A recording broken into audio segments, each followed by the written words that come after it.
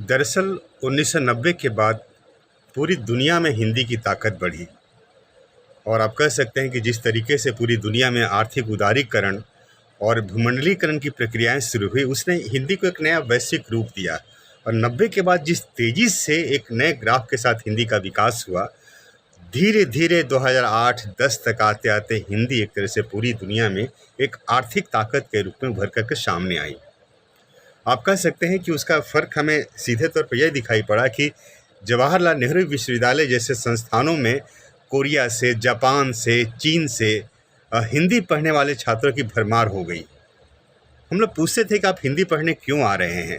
उनका कहना था कि हिंदी पढ़ने से हमें चीन की, जापान की, कोरिया की कई कंपनियों में काम करने का मौका मिलता है और हमें एक ऐसा मौका मिलता है जिसके आधार पर हमारी आर्थिक तरक्की होती है। ज़ाहिर है कि अगर कोई व्यक्ति या कोई छात्र हिंदी पढ़ करके आर्थिक तरक्की की कल्पना करता है तो उसका एक अर्थ यह भी है कि कहीं ना कहीं हिंदी जो भारत की राजभाषा है, जिसे स्वाधीनता आंदोलन के दौरान गांधी ने राष्ट्र आंदोलन से जोड़ा, तो यह हिंदी एक तरह से भारत की ताकत भी बन रही है। और बिना किसी भी राष्ट्र के विकास के लिए उस देश की एक अपनी ऐसी भाषा होना जरूरी है जिसमें ज्ञान, विज्ञान और अर्थशास्त्र जैसे विषय के अनेक ग्रंथ हों। इस तरह भी हमारे बुद्धिजीवियों को ध्यान देने की ज़रूरत है कि हिंदी में ऐसी चीज़ें हैं, लेकिन अभी समकालीन हम हिंदी की बात करेंगे तो ऐसी चीज़ें बहुत बड़ी मात्रा में नहीं है। अनुवाद की किताब पर हम कितना निर्भर करेंगे। एक ज़माना था जब महावीर प्रसाद द्विवेदी जैसे लोगों ने भारत के आर्थिक स्वरूप को समझने के लिए संपत्ति शास्त्र जैसी किताब की रचना की।